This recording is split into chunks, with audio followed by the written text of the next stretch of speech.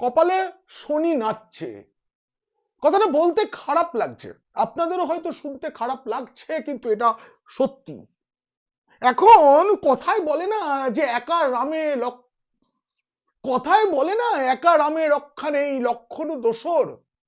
এখন শুধু রাম লক্ষণ নন, কোন দেবদেবী তৃণমূলের পক্ষে নন, সকলে বিরুদ্ধে চলে গিয়েছেন। তার উপরে না কোন গ্রহ নক্ষত্রও সম্ভবত আর কাজ করছে না পিসি ভাইপোর জন্য। অবস্থা এমন যে বামেরা যে সেটিং এর কথা বলেন, অনেকে বিশ্বাসও করেন, সেই রকম কোন সেটিং হলেও পিসি ভাইপোকে বাঁচানোর কোনো পথ নেই। দলের অনেক নেতার বিপদ ঘনিয়ে এসেছে। আমি আজকে এমন একটা নবান্নের কাগজ আপনাদের দেখাবো, যেটা দেখলে আপনারা বুঝতে পারবেন কত বড় চালাকি করতে গিয়ে রাজ্য সরকার নিজের ফাঁদে নিজে ধরা পড়ে গিয়েছে। আইপ্যাক যার ডিরেক্টরের বাড়িতে, যার অফিসে তদন্ত চলছে, ইডি যখন গেছে মুখ্যমন্ত্রী নিজে ঝাঁপিয়ে পড়েছেন বাঁচাতে, সেসব নিয়ে তো আপনারা শুনেছেন। এই সেসবকে চাপা দেওয়ারও চেষ্টা এখন একটা চলছে। কিন্তু এসবের মধ্যে যেটা চাপা পড়ে যাচ্ছিল যে এসআইআর, তাতেও একটা বড় বিপদের মুখে তৃণমূল কংগ্রেস। যা পরিস্থিতি, তাতে নির্বাচন কমিশনের টাইট ব্যবস্থায় আইপ্যাকের তৈরি করা কারচুপি ব্যবস্থাটাও মুখ থুবড়ে পড়েছে। যাদেরকে ডাকা হবে বা ডাকা হয়েছে শুনানিতে, তাদের মধ্যে 70 থেকে 75% নাম কোনোভাবেই ভোটার তালিকায় তোলা যাবে না, এমন পরিস্থিতি তৈরি হয়েছে। নবান্নের আমাদের গর্বের মুখ্যমন্ত্রী মাননীয় মমতা বন্দ্যোপাধ্যায়, তিনি সততার প্রতীক, তার হাতে থাকা দপ্তর, সেই দপ্তরের একটা চিঠি আপনাদের দেখাবো, আপনারা বুঝতে পারবেন। কোন রকম বেগরবাই করলে, পিসি ভাইপোর কথা ছেড়েই দিন, তৃণমূলের অনেক নেতা কর্মী, এমনকি অনুগামীরা যারা তৃণমূলের কথা শুনেছে, তাদের জেল যাত্রা ঘটতে পারে, হাত করা রেডি হয়ে রয়েছে। এই প্রতিবেদন যদি ভালো লাগে তবে অবশ্যই সাবস্ক্রাইব করবেন পিনাক কি বলছে। এখন কিভাবে তৃণমূল নিজের ফাঁদে নিজে পড়েছে, রাজ্য সরকার নিজের ফাঁদে পড়েছে জানতে দেখুন ও শুনুন পিনাক কি বলছে। আইপ্যাকের সেক্টর 5 এর দপ্তরে বা তার আগে লাউডাউন স্ট্রিটে, কলকাতার প্রতীক জৈনের বাড়িতে, ঘটনাচক্রে এই লাউডাউন স্ট্রিটেই ছিল রাজীব কুমারের বাড়ি, যেখানে মুখ্যমন্ত্রী হানা দিয়েছিলেন সিবিআই তদন্তের সময়। এবার ইডি আধিকারিকেরা যখন তদন্ত করছেন, তিনি গেলেন, কাগজপত্র জোর করে নিয়ে এলেন এবং তিনি দাবি করলেন তার দলের নির্বাচনী কৌশল নাকি জেনে যাওয়ার জন্যই গিয়েছিল কেন্দ্রীয় তদন্তকারী সংস্থা ইডি। তিনি ল্যাপটপ, আইফোন, এসব কিছু ফাইল, সবুজ রঙের ফাইল, সেসব নিয়ে এলেন। আমি বলেছি সেসবে কি সব পাওয়া গিয়েছে, দুবাই, মালয়েশিয়া, অনেক কিছু। মনে রাখতে হবে এই আইপ্যাক কিন্তু নবান্ন এবং ভাইপো বাবু শ্রী শ্রী অভিষেক বন্দ্যোপাধ্যায়ের সঙ্গে যোগাযোগ রেখে কাজ করে। নবান্নের একটা অংশ রেগুলার আইপ্যাককে রিপোর্ট করে সরকারের কাজ কেমন হচ্ছে, আবার আইপ্যাক পরামর্শ দেয়, নির্দেশও দেয় নবান্নকে, আমলাদের। এইভাবেই কাজ চলছিল। এইসব কাজ মুখ থুবড়ে পড়েছে। তাই তো প্রথম দিন যখন আইপ্যাকের অফিসে এবং প্রতীক জৈনের বাড়িতে তদন্ত, পিসিমণির ঝাঁপিয়ে পড়া, ভাইপো বাবু মুখে কুলু পেটেছিলেন। প্রকাশ্য জনসভা ছিল তার, কিন্তু কোনো উত্তর দেননি। পরের দিন তিনি একটা ডাহা সত্য বলেছেন, যেটা খুব কম বলে থাকেন, এবং সেই সত্যটা বিপজ্জনক। তিনি বলেছেন যে আইপ্যাকের বিরুদ্ধে কেন ইডি ব্যবস্থা নিল, কারণ এসআইআর এর কাজে তাদের তৈরি একটি অ্যাপ তৃণমূল ব্যবহার করছিল এবং এসআইআর এর কাজে তৃণমূলকে সহায়তা করছিল আইপ্যাক। বড় ভুল। ভারতের যে আইন, যে জনপ্রতিনিধি আইন, যে নির্বাচনের আইন, যে আইনের বলে নির্বাচন কমিশন অনেক অনেক বেশি ক্ষমতাবান, সেই আইনে কোথাও বলা নেই যে কোনো বেসরকারি সংস্থা এই কাজের সঙ্গে যুক্ত থাকতে পারে। শুধুমাত্র সরকারি কর্মীরাই এসআইআর এর কাজে যুক্ত থাকতে পারেন, নির্বাচন কমিশনের কাজে যুক্ত থাকতে পারেন, ভোট গ্রহণ গোনা সবকিছুতে সরকারি কর্মীরা থাকতে পারে। তো দলের নেতা কর্মীদের থাকার জায়গা ছিল, তাদেরকে BLA 1 BLA 2 সব রাজনৈতিক দল করেছে, কিন্তু কোনো প্রাইভেট লিমিটেড কোম্পানিকে দায়িত্ব দেওয়া হয়নি, সেটা ভাইপোবাবু স্বীকার করে ফেলেছেন। এরপর দেখুন কত, মানে আমি কি বলবো, যে এই আইপ্যাক ইডির দপ্তরে গেছে, এসব হয়েছে, এসআইআর ভেস্তে যাচ্ছে, মানে নিজেদের কারচুপি ভেস্তে যাচ্ছে, এসব থেকে দৃষ্টি ঘোরানোর জন্য সাংবিধানিক ভাবে মুখ্যমন্ত্রীর পরেই রাজ্যে যার স্থান, বিরোধী দলনেতা শুভেন্দু অধিকারীর উপরে হামলা, প্রাণ নেওয়ার মতো হামলা।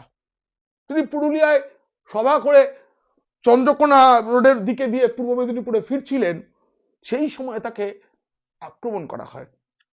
চন্দ্রকোনা রোড ফাঁড়ির কাছে তার গাড়ির ওপর লাঠি সোটা পাথর নিয়ে আক্রমণ করা হয়। তৃণমূলের পতাকাও হাতে ছিল শুভেন্দুকে যখন বিক্ষোভ দেখানো হচ্ছিল এবং আক্রমণ করা হয়। এটা তো প্রথম নয় এই রাজ্যে। এই রাজ্যে প্রাণ হাতে করে হাসপাতালে গেছেন এবং বাড়ি ফিরেছেন সাংসদ খগেন মুর্মু। তিনি কি করতে গিয়েছিলেন? বন্যার ত্রাণ বিলি করতে গিয়েছিলেন। ত্রাণ বিলি করতে গিয়ে প্রাণ যেতে বসেছিল তার। আমরা জানি তো কোচবিহারে প্রাক্তন কেন্দ্রীয় মন্ত্রী নিশীথ প্রামাণিকের গাড়ি পুড়িয়ে দেওয়ার জন্য কনভয়ে কেরোসিন পেট্রোল ছিটিয়ে আগুন লাগানোর চেষ্টা হয়েছিল, আমরা জানি। এবারে ও শুভেন্দু অধিকারীর উপরে এই ধরনের হামলার ছক ছিল, তার প্রমাণও মিলেছে। তিনি পুলিশে অভিযোগ জানানোর পর নিজের বয়ানে এসব কথা লেখার জন্য পুলিশও তাকে সহযোগিতা করেনি প্রথমে, আমরা জানি। কিন্তু এসবের আড়ালে আসলে তৃণমূল কেন এটা করছে সেটাই তো বলবো আপনাদের। কেন করছে? প্রথমেই তো ভোটার তালিকা থেকে অবৈধ ভোটার যাদের কিছু মিল পাওয়া গেল না তাদের নাম বাদ চলে গেল, অনুপ্রবেশকারীদের নামও বাদ গেছে। এরপরে তৃণমূল যাদের চালাকি করে আইপ্যাককে দিয়ে ফর্ম ফিল আপ করিয়েছিল তাদের সংখ্যাটাও কিন্তু নেহাত কম নয়। রাজ্যে মোট যে ভোটার তার তুলনায় এই যে আনম্যাপড ভোটার সেই সংখ্যাটা খুব কম, কিন্তু আলাদা করে যদি দেখি সেই সংখ্যাটা কম নয়।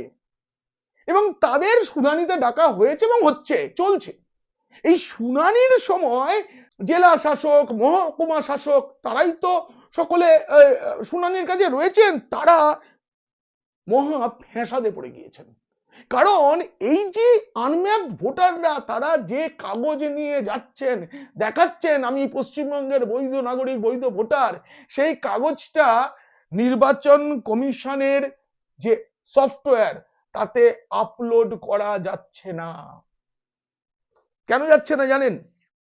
নির্বাচন কমিশন প্রথমেই ঠিক করে দিয়েছিল যে তারা একটা কোন কোন নথি ব্যবহার করা যাবে তার একটা তালিকা দিয়েছিল। এই যে তালিকা এমন ভাবে তৈরি করা হয়েছে সফটওয়্যারটা, এই 13টি যে নথি, এই যে নথির তালিকা, এই 13টি নথির বাইরে অন্য কোন নথি যদি তুলতে হয়, তুলবার আগে ফর্মটায় বলতে হবে আমি কোন নথি তুলছি। আমার জমির দলিল, জন্মের শংসাপত্র ইত্যাদি তুলছি। এইটা যে সিলেক্ট করা হবে এমন এমন নথি নিয়ে তারা যাচ্ছেন যা সিলেক্টই করা যাচ্ছে না, ফলে আপলোড করা যাচ্ছে না। আপনাদের এই পরিসংখ্যানটা দিয়ে কমিশন সূত্রে যেটা পেয়েছি, 2025 সালের গোড়ায় যে ভোটার তালিকা ছিল তাতে 7,36,37,529 জন ভোটার ছিলেন আমাদের রাজ্যে। এর মধ্যে 2002 সালের এসআইআর তালিকায় যাদের নাম ছিল বা বাবার নাম ছিল, ঠাকুরদার নাম ছিল, তাদের তো ভোটার তালিকায় নাম আছে। এর বাইরে যারা, তাদেরকেই বলা হচ্ছে আনম্যাপড ভোটার। এর সংখ্যাটা 31,25,000 মোটামুটি। তৃণমূল দেখবেন চিৎকার করছে লক্ষ লক্ষ মানুষকে ডাকা হয়েছে, লক্ষ লক্ষ মানুষকে ডাকা হয়েছে। ডাকা তো হয়েছে লক্ষ লক্ষ মানুষ, কিন্তু আপনারা একবার হিসেব করে দেখুন 7,66,37,529 এর মধ্যে যদি 31,25,000 হয়, সেটা মোট ভোটারের মাত্র 4%। 4% শুনানিতে ডাকা হয়েছে, তাতেই এত গেল রব।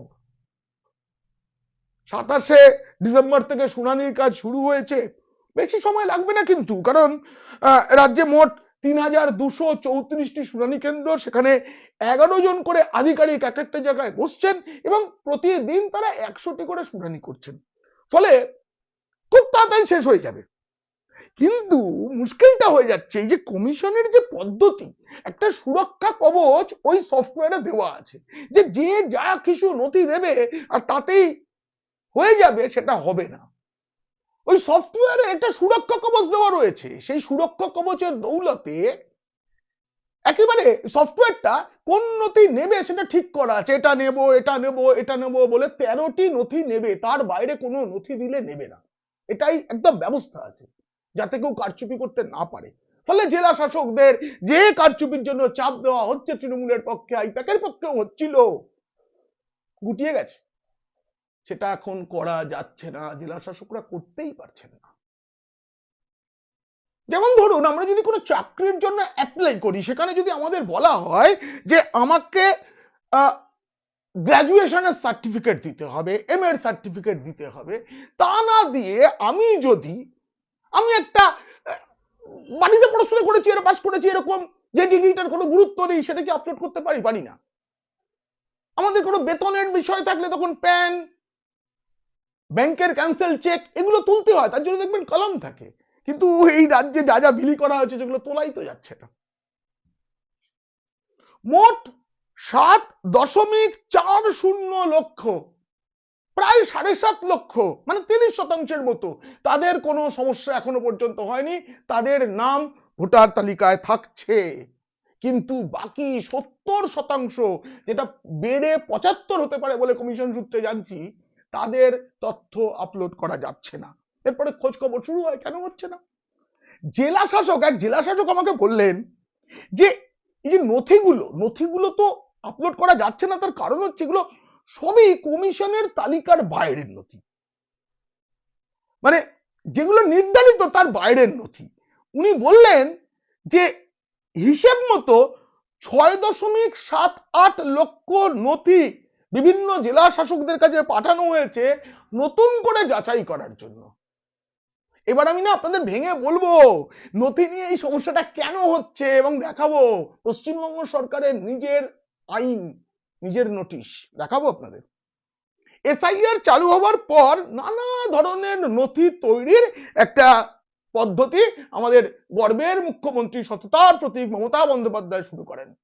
ভাইপো বাবু বলে বেড়ান আমরা আছি আপনাদের পাশে, যা নথি লাগবে সে নিয়ে যান।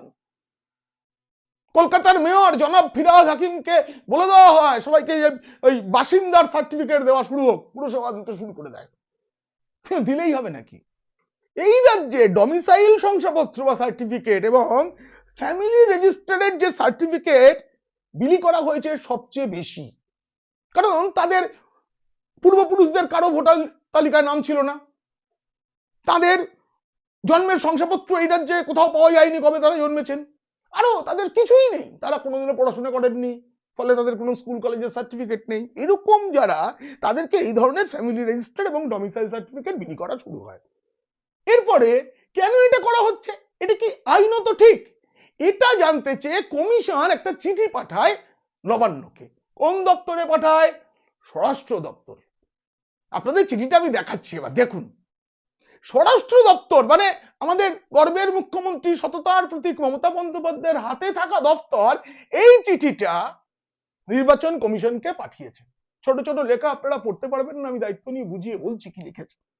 দেখুন, মুখে যাই বলি তৃণমূল নেত্রী এই বলেছেন ওই বলেছেন, কিন্তু সরকার যখন একটা চিঠি পাঠায় সেখানে তো মিথ্যে কথা লেখা যায় না, সেখানে তো আইনের উল্লেখ করতে হয়। সেখানে যে চিঠিটা পাঠানো হয়েছে তাতে বলা হচ্ছে 1999 সালে প্রকাশিত রাজ্য সরকারি বিধি অনুযায়ী ডমিসাইল শংসাপত্র দেওয়ার কথা প্রধানত অবাঙালিদের, যারা রাজ্য কোটায় মানে পশ্চিমবঙ্গের কোটায় সেনা বা আধা সেনায় চাকরি পেতেন তাদের জন্য। মুড়িমুড়কির মতো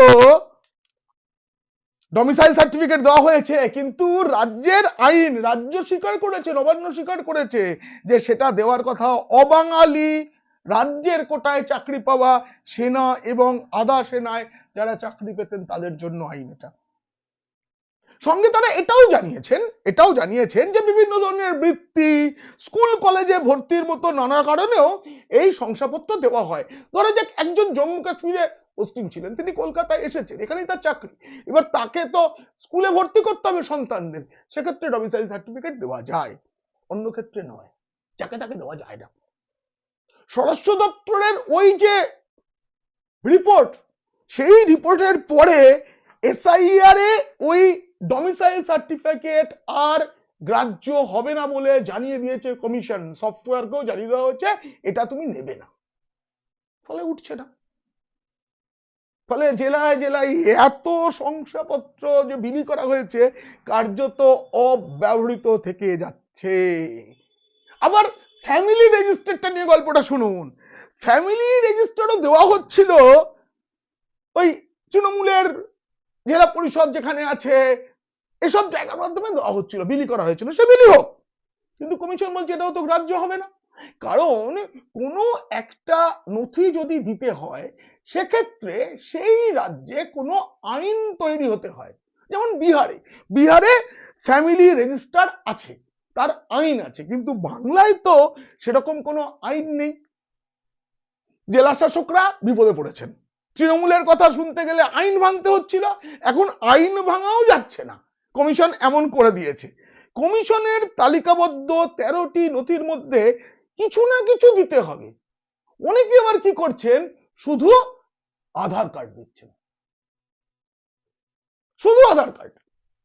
আপনাদের তো আমি আরো একবার দেখাচ্ছি যে রাজ্য সরকার দেখুন যে চিঠিটা পাঠিয়েছে, তার সঙ্গে রাজ্য সরকার আরো একটা জিনিস পাঠিয়েছে। প্রথম চিঠিটা পাঠানো হয়েছে 24/12/25, 24শে ডিসেম্বর, যে আমার রাজ্যে ডমিসাইল সার্টিফিকেট সবাইকে দেওয়া যায় না, এবং সেখানে একটি আইনের উল্লেখ করে দেওয়া হয়েছে। কোন আইন বলে সেটাও আমি দেখালাম, দ্য ক্যালকাটা গেজেট, আপনারা দেখতে পাচ্ছেন, এক্সক্লুসিভলি পাবলিশড বাই অথরিটি, মানে ওয়েস্ট বেঙ্গল গভর্নমেন্টের এটা আইন। সেখানে কিন্তু কোথাও ফ্যামিলি রেজিস্টারের কথা বলা নেই। এই যে আধার যারা দিচ্ছেন, আধার দিতেই পারেন, কিন্তু কমিশনের নিয়ম অনুযায়ী আধার দিন, আধারের মাধ্যমে কি দেখা হবে, ঠিকানাটা, কিন্তু আপনি যে বৈধ নাগরিক সেটা প্রমাণ করার জন্য বাকি 13টির মধ্যে আর একটা সাপোর্টিং নথি চাই, কেউ দিতে পারছেন না। এরা তারা আধারটা কোনোভাবে বানিয়ে নিয়েছিলেন, কিন্তু কেউ দিতে পারছেন না। এই পরিস্থিতিতে যাদের নাম রাখা যাচ্ছে না তাদের কি হবে এ নিয়ে চর্চা শুরু হয়ে গেছে। 1 ফেব্রুয়ারি অবধি শুনানির কাজ হবে, তারপরেই তালিকা বেরোবে, এবং তাতে যে হিসেব পাওয়া যাচ্ছে আগে যা গেছে গেছে, তাতে কিছু ঢুকবে, নতুন আসবে, সবকিছু করে 1 কোটি নাম বাদ যাওয়া আটকাতে পারবে না কেউ। আর যারা ফলস কাগজ জমা দিয়েছেন, ভুয়ো নথি দিয়েছেন, তাদের বিরুদ্ধে ব্যবস্থা নিতেই পারে কমিশন, তাতে জেল হবে। আমি বলছিলাম না যে তৃণমূল নেতা নেত্রীদের কি হবে জানি না, কর্মী অনুগামীদের কিন্তু বিপদ আছে। এই রাজ্য সরকারের নিজস্ব নিয়ম বা আইন বা বিধি, সেই বিধিতে যে নথি গ্রহণযোগ্য নয় সেই নথি দিয়ে তৃণমূল পাঠাচ্ছে ভোটার তালিকায় নাম তোলার জন্য শুনানিতে। কত বড় আহাম্মকের মতো কাজ একটা ভাবুন, আপনারা ভাবুন কত বড় আহাম্মকের কাজ এটা। এবং সেটা নিয়ে যারা যাচ্ছেন তাদেরকে দেখানো হচ্ছে সারাদিন বসে অসুস্থ হয়ে গেলেন, তারপরে তিনি ক্লান্ত হয়ে গেলেন, এগুলো সব আইপ্যাক সাজাচ্ছিল, এখন সেটা বন্ধ হয়ে যাবে, আর দেখা যাবে না। আপনাদের এটাও বলে রেখে দিই, ধরুন জনজাতি যারা, যারা বনবাসী, যারা জঙ্গল এলাকায় থাকেন, প্রত্যন্ত এলাকার বাসিন্দা, চা বাগানের শ্রমিক, তাদের জন্য কিন্তু কমিশন শিথিল নিয়ম করেছে। যে বলা হচ্ছে না গরিব মানুষের কষ্ট নয়, যারা 2 নম্বরই করেননি তাদের কোনো কষ্ট নয়। এই যে আমি বললাম না জনজাতি, প্রত্যন্ত এলাকার বাসিন্দা, চা বাগানের শ্রমিক, তাদের জন্য নিয়ম হচ্ছে জেলা শাসক স্বয়ং তাদের শুনানি করার পর নিজে যদি সন্তুষ্ট হন তিনি ছাড়পত্র দিয়ে দেবেন এবং সেটা কমিশন গ্রহণ করবে। বুঝতে পারছেন কত রকম মিথ্যা বলে ঠকানো হয়েছে। এই প্রতিবেদন কেমন লাগলো জানিয়ে অবশ্যই কমেন্ট করবেন, আর ভালো লাগলে বন্ধুদের, খারাপ লাগলে শত্রুদের শেয়ার করে দেবেন। আপনারা খুব খুব ভালো থাকবেন, সতর্কও থাকবেন।